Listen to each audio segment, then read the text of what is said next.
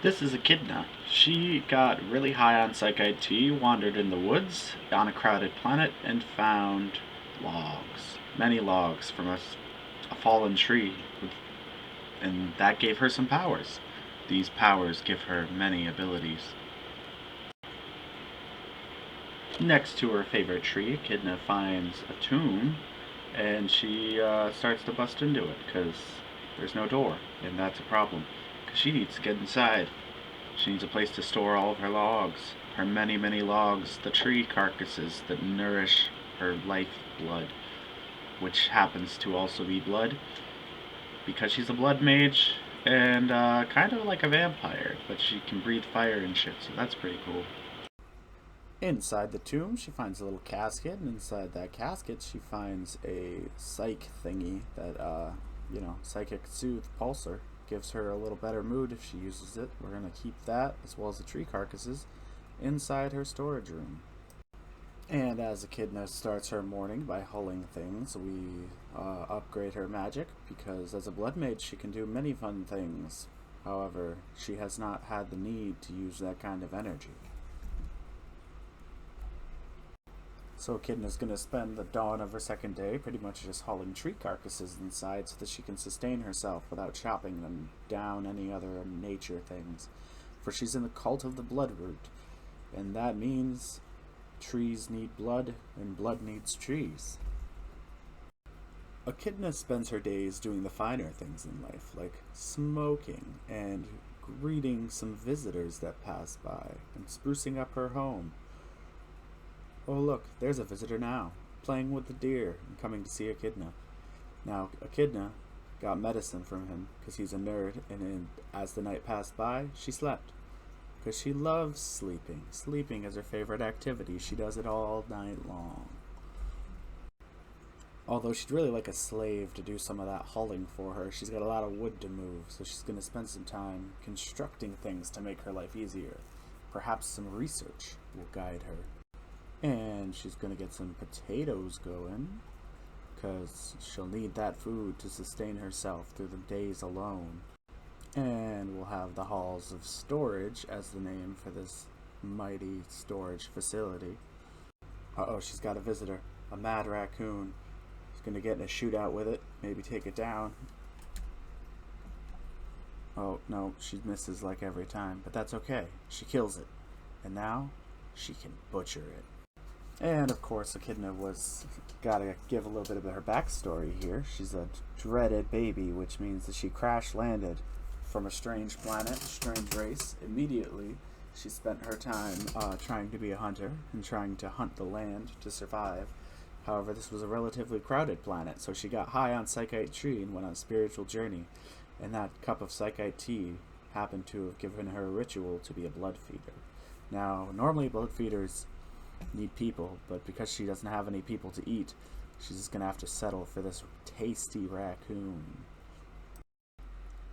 And she's gonna spend some time watching the sunset, because that's what she likes to do in her free time. When she has nothing else to do, just lay there in a meadow, stare at the sky, and think about all the blunts she's going to smoke, as well as maybe future plans for her little tree, little pond. And then she's gonna help herself to a little berry meal, because she's starving and very hungry, but that poisoned her a little bit, so we can expect her to vomit. And as another day draws to a close, she goes to sleep and wakes up the next morning maybe, or maybe sleeps through a good chunk of time. There we go.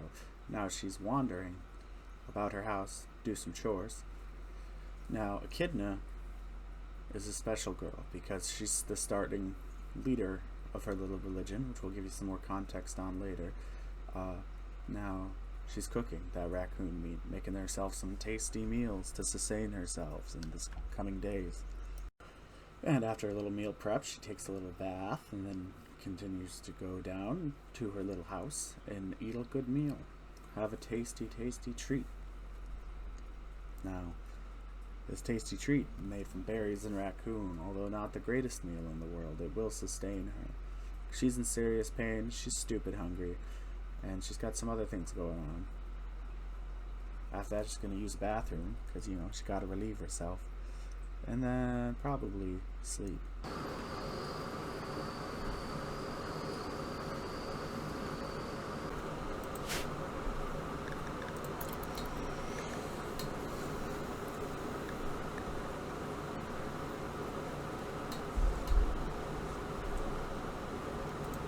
And after spending some time moving some more wood, she's going to go have a smoke leaf cigarette to enjoy a tasty classic, one of her favorite activities.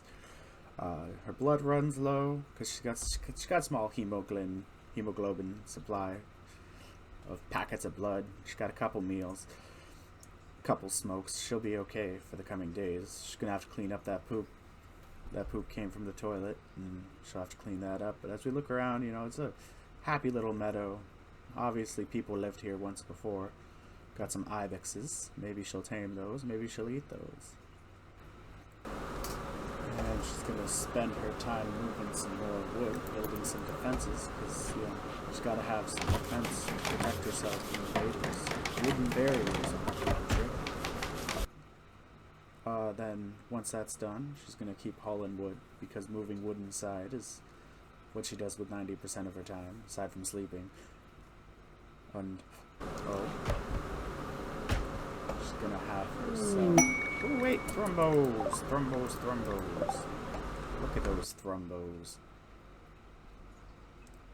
And then it is another night of peaceful slumber after she builds her board game that she wants to play so badly. And by that I mean she's bored. So hopefully this one-player board game gives her the socialization skills she needs to find a slave or a prisoner. Someone she can drink, from whom she can drink blood and butcher.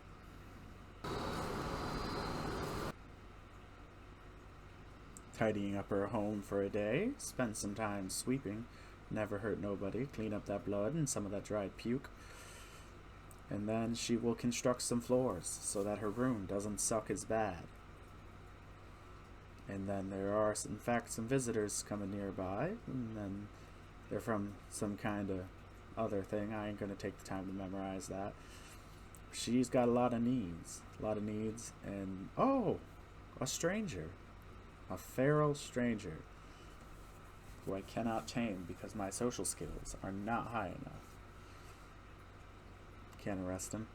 I ain't got nowhere to put him, no way to feed him. And then that'll close out another day for a kitten.